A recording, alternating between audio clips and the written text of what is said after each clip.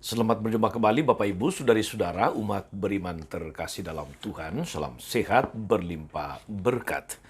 Hari Rabu tanggal 28 Februari 2024, saya Romagus CSSR mengajak saudari-saudara sekalian merenungkan kutipan Injil Matius bab 20 ayat 17 sampai 28.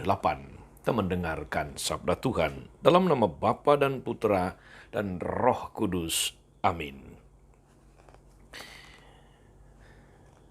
Pada waktu itu Yesus pergi ke Yerusalem. Ia memanggil ke-12 muridnya tersendiri dan berkata kepada mereka, "Sekarang kita pergi ke Yerusalem dan Anak Manusia akan diserahkan kepada imam-imam kepala dan ahli-ahli Taurat. Dan mereka akan menjatuhi dia hukuman mati. Mereka akan menyerahkan dia kepada bangsa-bangsa yang tidak mengenal Allah, supaya ia diolok-olok, disesah, dan disalibkan, tetapi pada hari ketiga ia akan dibangkitkan."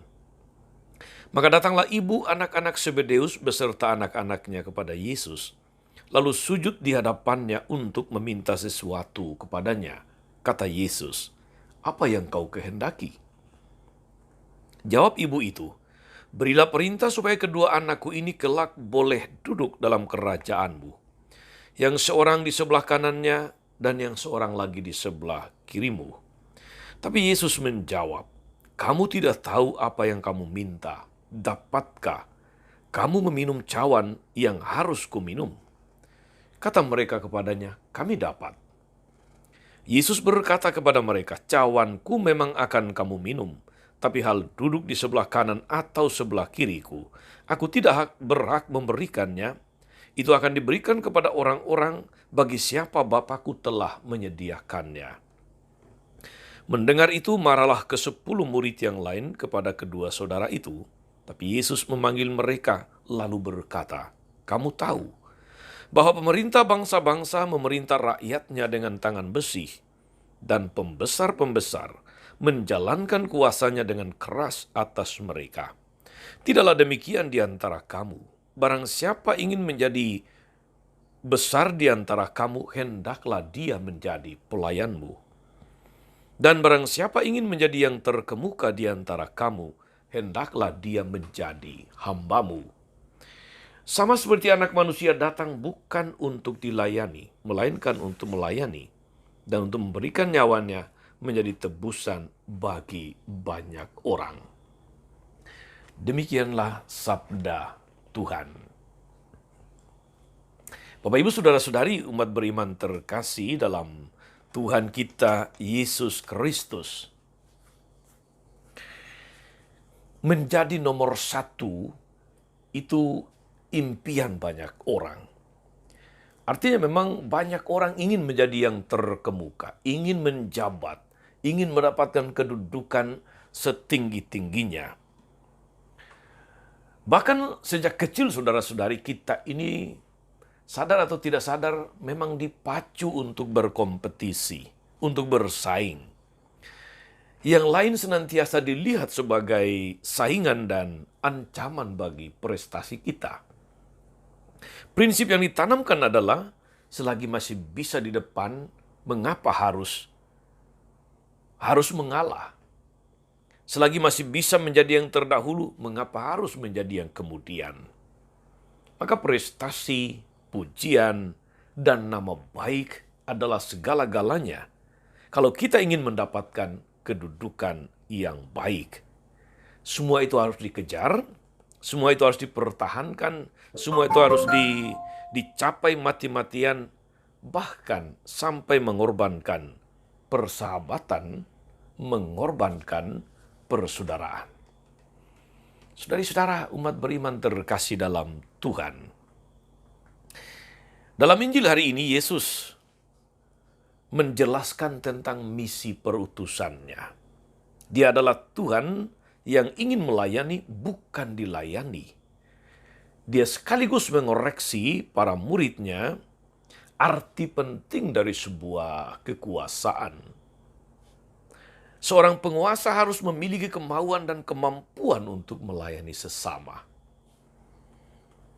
Pelayanan yang diberikan pun dijauhkan dari kehendak untuk mendapatkan motivasi popularitas, apalagi demi keuntungan pribadi.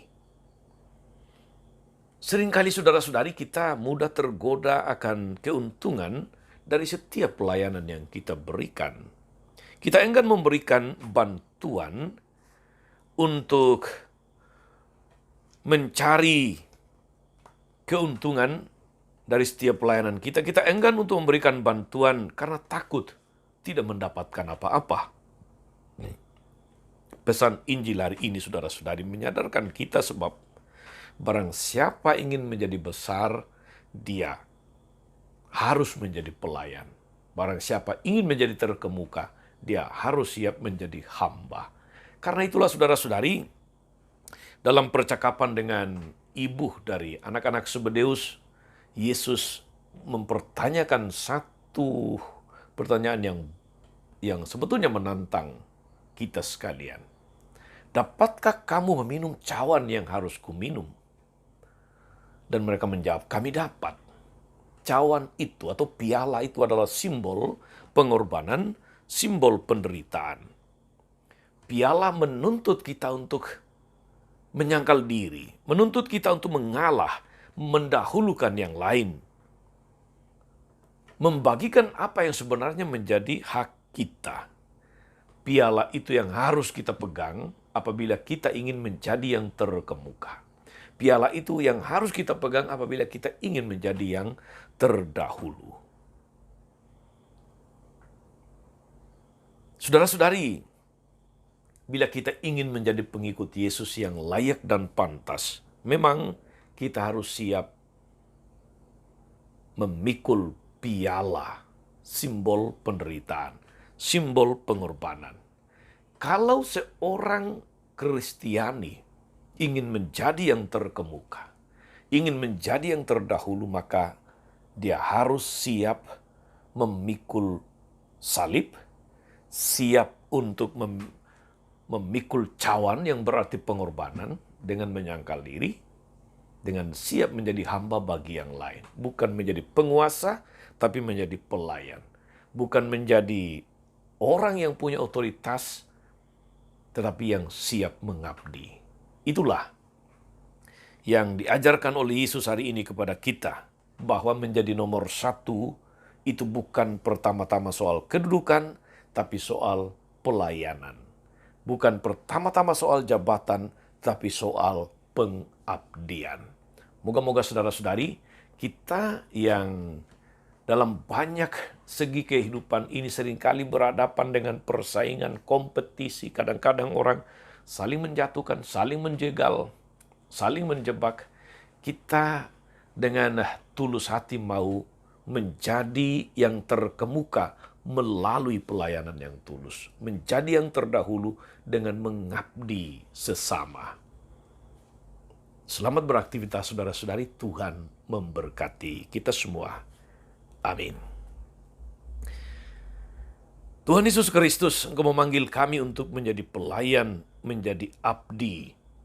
Semoga dalam setiap usaha, aktivitas, dan pelayanan kami belajar untuk meminum cawan yang Kau tawarkan kepada kami, cawan pengorbanan, cawan penderitaan, cawan untuk siap mengabdi dan melayani dengan tulus. Sebab itulah yang berkenan, itulah yang terkemuka di matamu. Terpujilah Engkau sepanjang segala masa. Amin. Saudari-saudara sekalian, berkat Allah turun atas saudara-saudari, atas mereka yang kita doakan atau kita janjikan doa. Mereka yang sakit dan menderita, segala rencana karya pelayanan hari ini Bapa, Putra, dan Roh Kudus. Amin. Tetap sehat, teruslah menjadi berkat. Jangan lupa like, subscribe, nyalakan lonceng notifikasinya. Salam 52, Tuhan memberkati.